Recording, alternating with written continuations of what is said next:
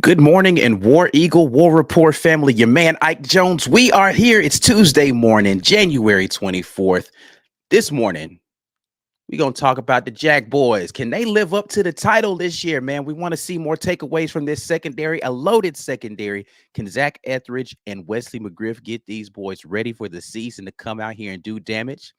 We got to talk about it this morning right here on the Morning Drop. Drop it on them. You are now listening to the War Report. Drop. Morning Drop here. Your man Ike Jones, Mike G in the place this morning, talking a little Auburn football once again. Good morning to everybody out there. Mike G, how you feeling? Just go put the light Keeping on the me light real in quick. Yeah. I'm feeling good. It's Tuesday. Going to be Yeah. up in Auburn for a little Bruce Pearl presser action. And sure. yeah, man, I got lots of things going on today. So ready to talk some football. Yeah, big game this weekend for the basketball team. Texas A&M travels to Neville Arena, so looking forward to seeing that matchup. But yeah, man, today we're talking defense and specifically want to talk about this secondary that's got 432 DBs in the room. That's a weirdly specific number. Yeah, just, there's a lot of them out there, man. So how are we going to fare defensively? You sent me some stats on this. Numbers of interceptions over the last 10 years. You know what stood out to me? What's that? In the last 10 years, Auburn has only had 1, 2, 3, 4, half of them double-digit interceptions. But the last time that happened was 2019.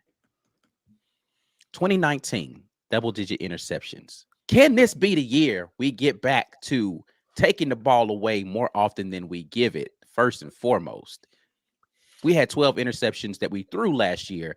Most of those coming in like the first 5 games. Yeah, right.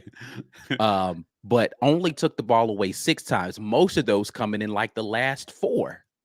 Yeah. So can we get back to playing a little bit more balance with the interceptions and situation like that? What you feeling about this DB situation? Listen, we had an excellent defensive backfield in my book last year, but for some reason there's been a lack of takeaways.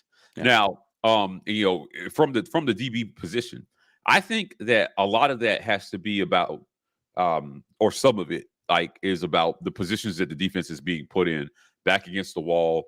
The offense turns the ball over, in their own territory, right, and they're just kind of unable to, it's just a bad situation all around. So there's a causality between offense and defense. For sure. That, a lot of people don't like to talk about, because when the offense is bad, it can have an effect on the defense. And unless you're like Georgia, you just got one of these all-world defenses, just ain't gonna let people score no matter what. It does have an effect. And even them sometimes, dude, when their offense messed up, they gave up points at times to some of the better teams. Ohio State found ways to score on Georgia. Mm-hmm. Right. So I have always been, this is something I've always been kind of disappointed in. It felt like other teams in the SEC has done better than Auburn over the last 5 or 6 years. Is just interceptions. Yeah. Timely interceptions, pick sixes. It just doesn't seem to happen as often, even though we put DBs in the league. Right. Like Carlton Rogers didn't. Carlos Rogers, you're talking about Carlton Davis. You got I just put them together. 2 Auburn greats at DB, right? Carlton Davis didn't have a ton of interceptions at Auburn. Yeah, I mean, neither did McCrary. Oh, Jamal Dean. Yeah, I mean, all these guys in the league, but they didn't. I mean, Noah Igbenogany, I wouldn't call him an Auburn great at DB, but he went to the league for defensive back. Not a lot of interceptions in his time there. Yeah, so those guys play the game at a high level, and I'm not saying that you have to get interceptions to be a great DB, for sure. But turnovers are certainly important to defense in our league and helping your offense out and helping your team out, and it just hasn't been happening. So can Wesley McGriff get more turnovers out of this? Because look, turnovers in general were an issue for the defense the last couple of years, for sure. Right? So nobody was pitching in. They were forcing fumbles, but they weren't recovering. Yeah, that probably, we were not opportunistic. When opportunities were there for us to get turnovers, we just weren't capitalizing. And that's been a thing that's plagued Auburn, it seems like, for the last couple of years. It's right. The ball is there on the ground. We can't get to it. The interception is right there. We can't come up with it. I don't know what's up with that. Oh, first of all, I'm remiss. We started the whole show and we didn't say out loud, "Happy birthday, Haley." For sure. Happy birthday, Haley. I was waiting for her to come into the comment section so we could say it out loud, but I just see she's here now. So yes, definitely happy birthday to you. I don't know how old Haley is, so like when I don't, her Twitter says she is 31. She put her own age out there. Okay, okay. I'm going with happy 25th birthday. Okay. Every year it's going to be your 25th birthday. So if you remember the 2010 defense, they gave up a ton of points, but somehow were great at getting turnovers. Right. Like they were bleeding points to teams. They gave up more points than any national title team in the history of college football. But when they needed a turnover, very opportunistic. They could get it, right? Yeah. And I'm thinking back to that the most infamous one to me was the punch out. Yeah. On Mark Ingram listen, if he doesn't get that turnover, the game's over. Because if Bama kicks a field goal, if they get any points there, I don't see Auburn winning that game. It would have been very difficult because he was on his way to a touchdown on that very run. Right, yeah. But, the Bear jumped on his back, and then what was it? What was the guy's name? Antoine? Carter. Just no quit. Give him credit. And he punches the ball out, and somehow this oblong ball doesn't go out of bounds. Yeah. And it rolls out the back of the end zone for a touchback. Yeah. Or I think somebody jumped on it. Right? That was a touchback on that one. Yeah, it was a touchback, but I don't think it went out of the back of the end zone. I think they stopped it. And I'm thinking to myself, I'm like, wow, I can think of so many key turnovers from that season that they got. Yeah. And when I think back on last season, I'm like, I'm drawing blanks. Yeah. I know we got turnovers. I mean, I can remember the ones that happened. I remember the DJ James pick six that happened in the Western Kentucky game. I remember the one that popped up about 15 times that Keontae Scott got off of the carom. I remember Simpson got one in the Mississippi State game. Yeah, I mean, your memory's better than mine. The first one of the season was actually Derek Hall got the one in the Missouri game. Right. But I can't remember what the other two were. Those are the four that I'm drawing blanks, and maybe because it's early, but I'm just telling you, I can barely think of any, even though I know they happened. Yeah.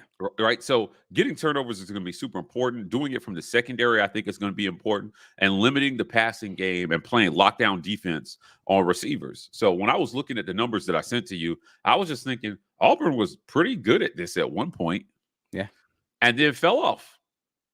So, can the new defensive coordinator scheme up something? Because it's not just going to be about McGriff, right? Like, it's going to be about whether the defensive coordinator can put together a scheme that puts these guys in positions to get interceptions and make plays at a high level. We'll see. I mean, time will tell, but they didn't do it well last year. 6 interceptions is too low for our league, if you ask me. Yeah, I mean, I think, again, we've got to be more opportunistic as a defense, getting more takeaways.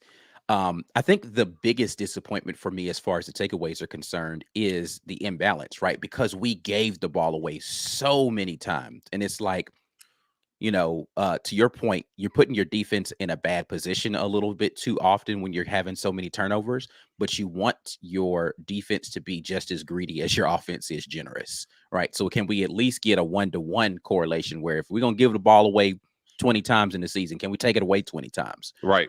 Figuring out how to make that happen.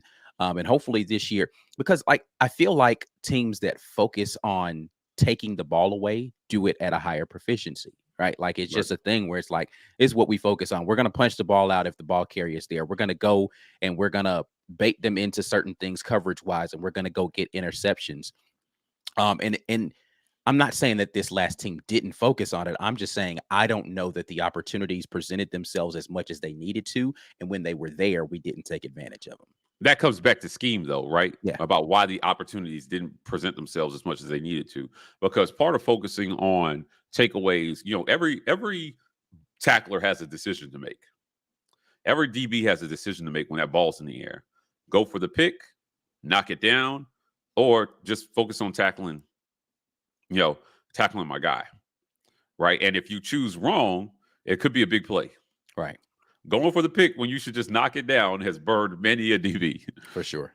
Right. So I'm looking at it and I'm thinking Wesley McGriff is going to have to teach this technique to these guys and make sure that they're making the right decisions in that regard. And hopefully what we see is we have ball hawks now. Teach these guys how to be ball hawks. Part of being, man, okay, so hear me out. Like one of the best interceptions I ever saw. It was a Florida DB way back in the day. Don't ask me his name. I just remember the replay. And he went to the league and played for a while.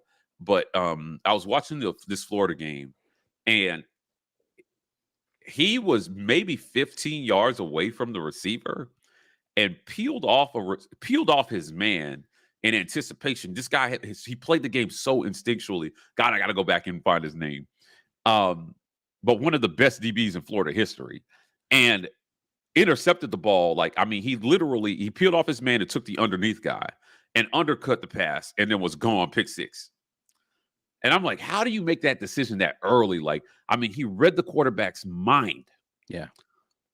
You know, that's film study, man. That's film study and understanding tendencies, bro. Like, it's one of those things where when you really start to understand what a team is trying to do to attack you on the back end, you start to notice, like, some of it's taking a risk, right? Like you're saying, hey, this is how they normally go in pattern recognition. That's one of the things I talk about when I talk about, if you guys who are members, well, everybody who's in the chat right now is a member, but if you're members of the War Report, and you've seen the film sessions that I do, it's one of the things I talk about when players are playing zone or having responsibilities out on the back end is pattern recognition, recognizing, all right, there's only two guys to this side of the field, and this is what the typical pattern combinations are going to be.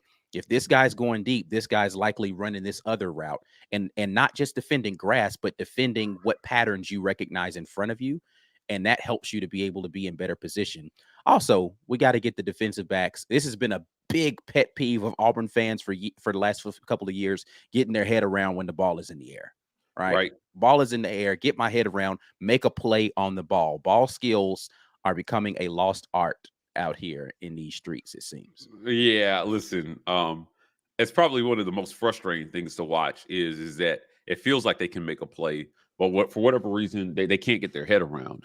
Now, you know, when you're chasing somebody, when you turn your head around, you lose speed.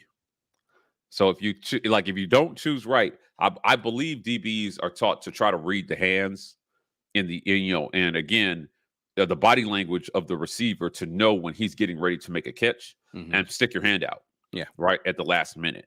But it's felt like they're not even doing that. Right. It just feels like it's not something that they've done well over the years. Yeah. So to your point, when a ball's being thrown to the corner of the end zone and a DB can't get his head around because he's running out of real estate. So the ball's got to be coming. Right. Turn around and make a play. Listen, it's I'm not sitting here pretending like it's easy to play the ball in the air, but sometimes it feels like there's been certain situations where it's like, man, it feels like the ball's hung up in the air forever. And our guys just were not able to get around and make a play on the ball when there was an opportunity to do so. So hopefully we can get to a place where we're doing that a little bit better. Listen, you guys are watching the Morning Drop right here with the guys on the War Report. As always, make sure you are supporting the people who support us today and for every Morning Drop. It's the Rogue Shop, rogueshop.com, using code REPORT for 10% off of your purchase. Use code REPORT. Make sure your spelling's right on this website, ROGUE shop.com. Code REPORT, 10% off of your purchase so that they know that we sent you over there. America's #1 online dispensary. If you're out here trying to chat in the comments and you can't, and you popped in here, you're like, I want to say something so bad. We do restrict the Morning Drop to members, and we appreciate the members of the War Report. So we want to continue to give them perks for their membership. Part of that is being able to get in here and chat with us in the mornings, man. We appreciate all of you who do that. If you are a member and you want to gift a membership, you could do that right now and let somebody else get the first month of the War Report on you. Outside of the normal stuff, man, you guys need to make sure that you are out here in these internet streets doing the due diligence, and that's sharing the content. Go ahead and share the video. Hashtag get your weight up. Like this video. subscribe to the channel. Still on that quest for 10,000. The ever elusive, it feels like 10,000, man. Y'all come on, help us get there. We're getting closer and closer every day. But every share, every like helps us boost us in algorithm, and it gets us to a place where maybe more people will come on board and be supporters of the War Report. But we are going to get to those of you who are doing that. But once again, happy birthday, Haley. We appreciate you very much. Ike, before I go, the DBs, while you were doing that, the DB's name for Florida was Kwan Ratliff. Okay. Ratliff was nice. Okay. And like, man, let me tell you something. That guy could play corner better in college than almost anybody had ever seen at the time. I'm hoping maybe we got a guy or two that maybe not on that level, but like, again, the ball skills that you're talking about and the instincts that he had, I hope that's something that they start coaching up at Auburn here in the near future. We will see. JackBoys is going to be on the prowl this season. Yeah. Let's get to these comments out here. P-Pass jumps us off and says, if Spencer Sanders plays for Ole Miss, that's 3. Predicting 3 interceptions if Spencer Sanders is the starting quarterback for Ole Miss. I love this shit. This is a top tier comment. Yeah. I wish I could put a star by this. Well done. T Moultrie says JackBoys going to rob this year. I definitely want to see it. Yeah, listen, I want to see felony level grand theft of the football out there this year. Take it away.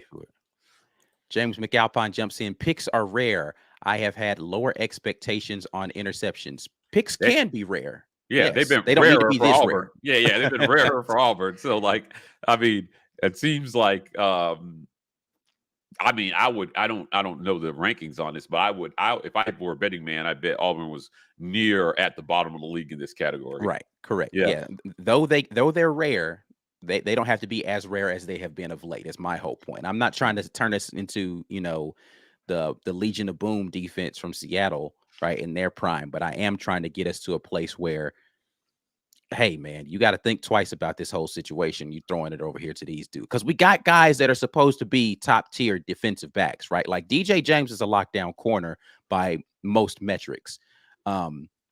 Listen, man, I'm hoping to see somebody opposite him on the other side. Listen, I'm quiet as it kept. My boy Keontae Scott played outside corner when he was at Snow. Yeah. You know what I'm saying? So if he could slide over there to the other side, JD Rem looked good when he was playing. You know what I'm saying? We got some guys that can go out here and go get it, man. So hopefully we can start locking down these corners.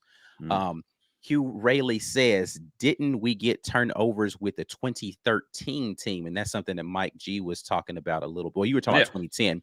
2013, 13 interceptions for that one. Yeah, they did. They did all right in 2013. I mean, they did better in 2014 somehow. Like, yeah, the 2014 team had 22 interceptions. That year. I mean, they were nice in 20. I mean, they went up big time. But yeah, 2013 was not. They were no slouches in the secondary at all. Don Cullen says, now that we can look back, what do you think the reason was we gave up the ball as much as we did? Good question. He's talking about last year? Yeah.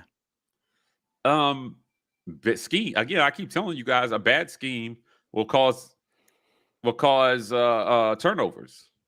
I don't think the players believed in the game plan to start. And I mean, you put some of it on the players, certainly. I think the ball security issues are player driven for sure. Like, I mean, the scheme doesn't make you fumble. Yeah, it's like, listen, man, some of them interceptions that TJ threw in the first 3 games were on him. Right. Almost all of them, all except for one I can think of, were on him. But it wasn't just him. It just felt like it was everybody. Some of the fumbles, I've questioned Tank and ball security for years. To me, it's not been his strong suit. It's ball security, So I mean, Tank didn't have a lot of fumbles this year. That wasn't his problem this season. Yeah, for sure. But I'm just saying, like, over his tenure at Auburn, overall, that's been mediocre to not so great at best, right? Even Jarquez Hunter, man, just turning the ball, like fumbling the ball at key times during the game. Yeah, I don't know what, like, the last couple of games, Jarquez was loose with it, right? Like, he had the fumble in, like the one in the Bama game was probably the most inexplicable. Like, he fumbled that off of Shanker's back, right? Like, he didn't even get hit. He was just trying to make a move, and that was weird. But yeah, it was just strange to me how, again, that could be symptomatic of just everything that's been going on the last few years with Auburn football. Right. But again, I hope when they see the tape, this new staff, they go straight to ball security. Because, like I said, I mean, I don't want people to hear like it sound like I'm picking on Tank. It wasn't just him, man. It was everybody, right? Like, I mean, if you think back to Penn State last year, Kobe fumbled against nothing on that reverse thing that they were trying to pull. It was just, I mean, ball security has not been as great. far as last year is concerned. Really, the guy who had ball security issues overall. I mean, well, the position that had ball security was the quarterback. Right. Between TJ and Robbie, I don't know how many fumbles we had between those two guys. We didn't lose all of them, but there was a lot of fumbles happening in the quarterback position last season. The one fumble in Penn State, which Shed had right before the end of the half, was like a crazy, ridiculous fumble. Ball security was a definite issue for this team last season. So something that they'll definitely have to clean up. To answer the question, Don, what do I think the reason was? Focus. Ball security is 80% about focus. Like, you're thinking about making a move, but you're not thinking like ball security has to be instinctive. Like, you have to practice. And I think that's a big reason. Shout out to High and tight. That's what they teach. High and tight. That's what they teach. I was about to say shout out to, and I can't for whatever reason, his real name, the speed genius. What is his real name? Brad Lester. Shout out to Brad Lester and the work he did with Tank in the offseason, because his ball security got way better this season. And I think a lot of that was about the work he put in the offseason, about not just figuring out how to make moves, but making those moves while focusing on how you're holding the ball. And so I think we're going to see some improvement from some of these guys just in, hey, practice the moves, but also practice the fundamentals of how you're holding on to the ball when you're doing it. Facts. James Sawyer jumps back in. Prime example was Roger McCreary against Alabama State when he made the house call. He's talking about DBs understanding what routes are developing in front of them and then anticipating what's happening. He saw that screen happening the entire way. Right. He just stepped in front of it. He caught that ball with his hands too. Yeah.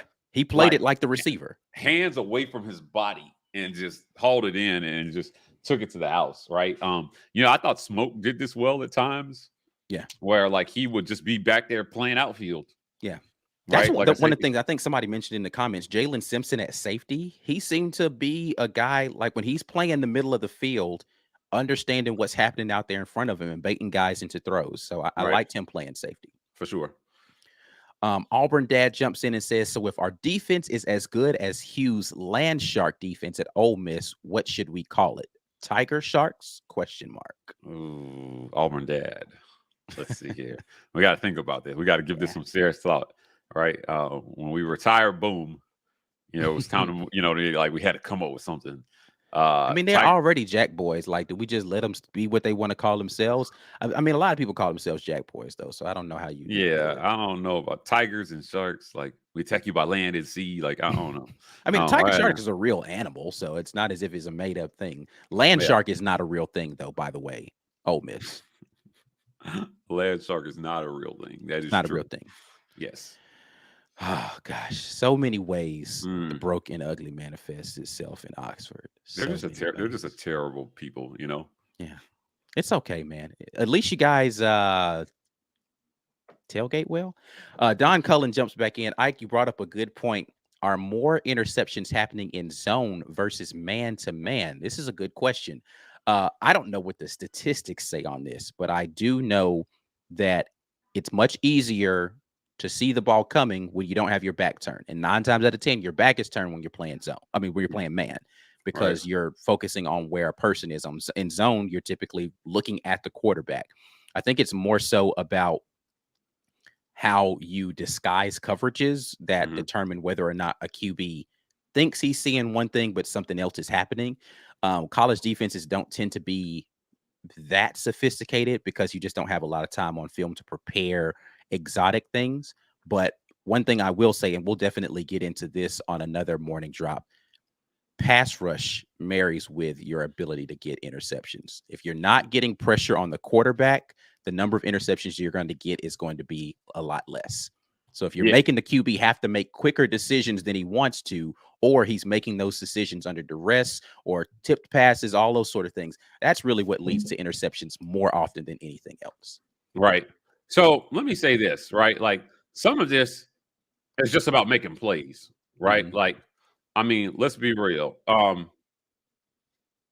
Some of this is just about playmakers making plays. For sure. So, when I think about that, I think about Oregon versus Georgia to start the season. Okay. And the freshman DB is out there and both throws a deep ball, right?